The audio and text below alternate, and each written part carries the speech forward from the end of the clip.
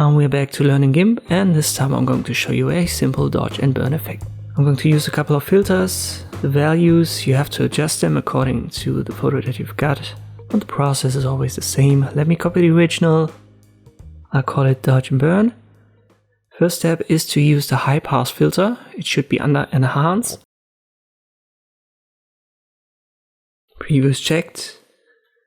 The higher you go, the more of the original will be in it. You want to go to like 20 to maybe 50, depending on the photo that you've got. Don't go too high with the contrast.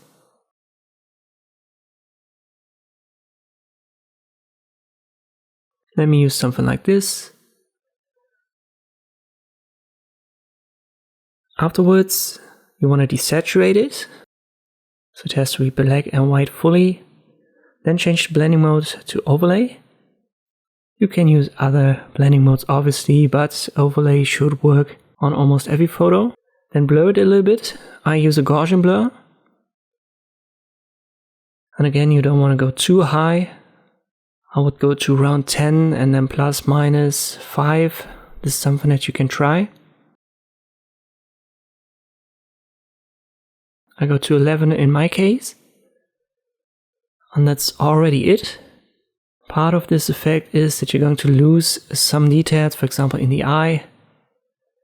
You can also adjust the color a little bit, just use levels for that. So if it has become too dark or too bright, just use this.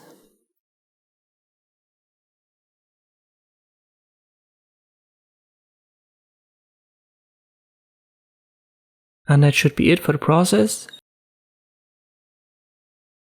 As I've said, you want to play around with the values, but you need the high pass filter, the Gaussian blur, you have to desaturate it and use overlay, and then finally you can adjust it using levels. So this should work on any photo to simulate this dodge and burn effect in Gimp.